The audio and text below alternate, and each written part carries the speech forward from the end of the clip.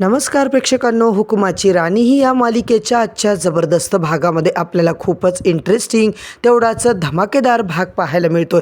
होय प्रेक्षकांनो, इकडे मात्र आजचा दिवस म्हणजे फॅक्टरीच्या निलामीचा दिवस. आबा नाराज असतात, इंद्रा नाराज असतो, परंतु करणार काय? विक्रांतच्या गर्वापुढे आता मात्र सगळ्यांना इकडे नमतं घ्यावं लागतं. आणि तेव्हाच महाडिकांच्या कुटुंबामध्ये तनिषा देशमुख नावाच्या वादळाची एंट्री होणार आहे. आता तनिषा देशमुख नेमकी कोण आहे? ती इंद्राला आता खरंच मदत करणार आहे का? 15 कोटी रुपयांचा भाव लावून तिने फॅक्टरी का बरं विकत घेतली आहे? या सगळ्या प्रश्नांची उत्तरं प्रेक्षकांनो आपल्याला आता पाहायला मिळतील. आणि आजचा शेवटच्या क्षणाला विक्रांतची बाजी कशी पलटणार आहे आणि इंद्रा राणीची कसा विजय होणार आहे हे पाहणं मात्र तेवढंच रंजकदार ठरणार आहे. मित्रांनो, आजचा भाग अजिबात चुकवू नका. अतिशय इंटरेस्टिंग असं दाखवलं आहे. शेवटपर्यंत नक्की बघा. चॅनलवरती नवीन असाल तर चॅनलला सबस्क्राईब करा, व्हिडिओला लाईक करा. इकडे आपण पाहतोय जबरदस्त पद्धतीने आता सगळे स्टेजवर असतात. लिलावाची सुरुवात होत असते. तेवढ्यात विक्रांतला पैशाच्या जोरावर विक्रांतने सगळ्यांनाच आपल्या बाजूने वळवलेलं असतं. आणि इकडे अँकर मात्र पैसे देऊन आणलेला असतो आणि तो फक्त आणि फक्त विक्रांतचंच कौतुक करत असतो. काय तो विक्रांतच्या नावाने बोलत असतो की ही फॅक्टरी विक्रांत महाडिकांनीच वाढवली आहे, त्यांच्याचमुळे आज फॅक्टरी इतक्या मोठ्या वरच्या लेवलला गेली आहे. कामगार मात्र त्या अँकरच्या भाषणाला अक्षरशः नाराज असतात. आबासाहेबांनी आता इकडे काय केलं? आबासाहेबांनी काहीच केलेलं नाही आहे. इकडे मात्र सगळ्यांना राग आलाय. प्रेक्षकांनो, सगळे शांत असतात, मूग गिळून गप्प बसतात आणि आबा मात्र आता नुसते पाहतच असतात. आता दुसरीकडे आपल्याला असंच पाहायला मिळतंय की फायनली लिलाव सुरू होतो. पहिली बोली आता 1 मिनिटाचाही विलंब न करता विक्रांतच ठरवतो, ती म्हणजे 3 कोटीची.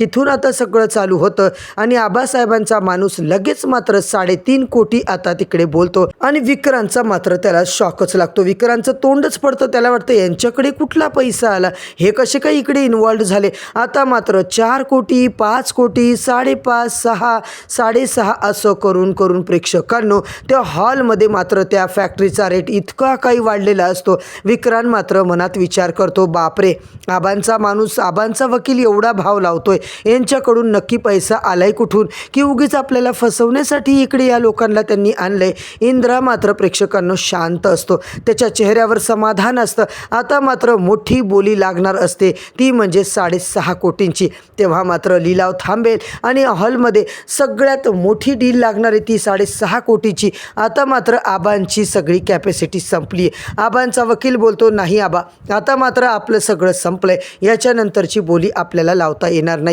प्रेक्षकांनो, आबांना वाटतं सगळं संपलंय, आता माझ्या हातात काहीच राहिलेलं नाहीये. तेवढ्यातच तिकडे तनिषा देशमुख या तरुणीची मात्र जबरदस्त एंट्री होते आणि 15 कोटी असं म्हणून तिने जो काही भाव लावलाय सगळ्यांच्याच पायाखालची जमीन सरकून जाते. सन्नाटा तिकडे पसरलेला असतो. 15 कोटीचा आकडा ऐकल्यानंतर एका क्षणात तिकडे शांतता पसरते. विक्रांत, उर्मिला, आबा, इंद्रा राणी सगळे शॉकिंग नजरेने बघतात. इकडे मात्र विक्रांत हसतो, वेलकम मॅडम, तुमच्यासारख्या लोकांचीच आम्हाला फॅक्टरीसाठी गरज आहे. उर्मिला तिच्याशी शेक हँड करायचा प्रयत्न करते, पण प्रेक्षकांनो ती तनिषा देशमुख मात्र कुणालाच अजिबात भाव देत नाहीये. ती फक्त एक वाक्य बोलते की मला तुमच्या घेणं देणं नाहीये, मला तुमच्याशी ना दोस्ती करायची ना दुश्मनी, मला फक्त कंपनीचे म्हणजेच फॅक्टरीचे ओरिजिनल डॉक्युमेंट आत्ताच्या आत्ता द्या. आता तिच्या थंड बोलण्यामुळे विक्रांत बोलतो, अरे बापरे, ही कोण बाई आहे? 15 कोटी देऊन फॅक्टरी का विकत घेते ही? हिचा काय दुसरा हेतू तर नसेल ना? आणि इकडे मात्र केटी प्रेक्षकांनो विक्रांतजवळ ओरिजिनल डॉक्युमेंट आणून देतो आणि विक्रांत मात्र ते डॉक्युमेंट केटीच्या हातातून घेतो आणि बोलतो, थांबा मॅडम, ही कंपनी तुम्हाला माझ्याकडून देण्याच्या ऐवजी हे डॉक्युमेंट मूळ मालकाच्या हातातून तुम्हाला दिले तर आवडतील का? तेव्हा आता ती बोलते, व्हॉट डू यू मीन? तुमचं काय म्हणणं आहे? काय चाललंय तुमचं?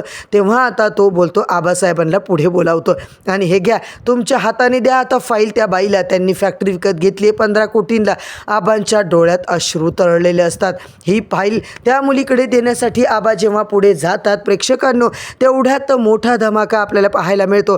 ती तनिषा देशमुख मात्र स्माईल करते आणि बोलायला लागते, ही कंपनी माझ्यासाठी नाही आहे. एकदाच आता प्रेक्षकांनो विक्रांतच्या चेहऱ्यावर पूर्ण आता सन्नाटा आलेला असतो. त्याचं तोंडच पांढरं पडतो. तो विचारतो, म्हणजे काय म्हणायचं मॅडम तुम्हाला? आता मात्र तिने चक्क इंद्राकडे हात केलेला असतो प्रेक्षकांनो आणि ती म्हणते त्याच्या मूळ मालकाकडून, त्याच्या नवीन मूळ मालकाकडेच आता तुम्हाला ती फाईल द्यायची आहे. असं म्हटल्याच्या नंतर मात्र इंद्रजित महाडिक या कंपनीचा खरा मालक आहे. इंद्रजित आता प्रेक्षकांनो हे सगळं ऐकून फक्त स्माईल करतो आणि हॉलमध्ये एकच प्रकारची आता तिकडे खळबळ उडते. राणीचा चेहरा, आबांचा चेहरा हसण्यावर असतो आणि मालती मात्र देवाचे आभार मानते. परमेश्वरा, माझ्या मनासारखं केलंस रे बाबा. अजित तर आनंदाने उड्याच मारायला लागतो. इंद्रजितला मिठी मारतो तर विक्रांत, उर्मिला यांच्या पायाखालची प्रेक्षकांनो जमीन मात्र हादरते. तनिषा देशमुख आता नेमकी कोण आहे? ती इंद्रजितची कोणी आहे का? त्याची जुनी मैत्रीण आहे की त्याच्या कंपनीची पार्टनर आहे की तो जेव्हा विदेशात शिकायला गेला तेव्हाची मैत्रीण आहे? हे मात्र आपल्याला पाहणं फार रंजकदार ठरणार आहे. तर मग आता तनिषा मात्र शांतपणे इंद्रजितच्या समोर येते. ती आता हसतच म्हणते, हा इंद्रजित, कॉलेजमध्ये तू नेहमी बोलायचा एक दिवस कंपनी जगात नंबर 1 करणारे आणि आज मात्र मी तुझ्या हातातून तुझी कंपनी जाऊ देताना कशी काय बघू शकणार आहे? अजिबात तसं होऊ देणार नाहीये. तेव्हा मात्र प्रेक्षकांनो सगळ्यांना कळतं की इंद्रा आणि तनिषा कॉलेजचे फ्रेंड आहेत. सगळे आता तिच्याकडे बघतात. राणीच्या मनात मात्र विचारांचा कल्लोळ माजलेला असतो. इंद्रजित सरांची ही कोण आहे? इंद्रजित सरांची ही कोणी गर्लफ्रेंड तर नाहीये ना? आता मात्र राणी पुरती हादरून गेलेली असते. एकीकडे झालेला आनंद, एकीकडे आलेलं टेन्शन, सगळं राणी मात्र पुरती घाबरूनच जाते. प्रेक्षकांनो नको ते विचार तिच्या डोक्यात यायला लागतात. परंतु राणी मात्र आता शांत बसते. तिला इंद्रजित सरांवर पूर्ण विश्वास असतो. आणि तेवढ्यात प्रेक्षकांनो विक्रांत मात्र जोरात ओरडतो, काय चाललंय हे? तुम्ही सगळ्यांनी मिळून मला फसवलंय. तुम्ही माझी फॅक्टरी माझ्याकडून विकत घेण्याचा प्रयत्न केला आहे. तेव्हा तनिषा बोलते, ए चुप्प बस विक्रांत महाडिक, तुझं काही अधिकार नाही. ही कंपनी आता माझी झाली आहे. तनिषा देशमुख म्हणतात, मला कळतंय का? आणि आता तुझं तोंड बंद करायचं.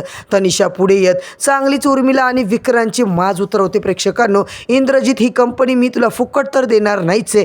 तेव्हा मात्र इंद्रा घाबरतो. इंद्रजितचा आता चेहरा शांत बघून तो बोलतो, बोल ना तनिषा, काय अट आहे? तेव्हा मात्र तो बोलतो, 30 दिवसांच्या आत तुला 15 कोटी रुपये परत करायचे असतील. जर आता ही अट तुला मान्य असेल आणि एक जरी दिवस तुला उशीर झाला ना तर ही कंपनी कायमची तनिषा देशमुखची होणार आहे. आता मात्र आबा मालती बोलतात, अगं बाळा, 30 दिवसात एवढी मोठी रक्कम आमच्याच्याने जमणार नाही आहे. कसं शक्य आहे या सगळ्या गोष्टी?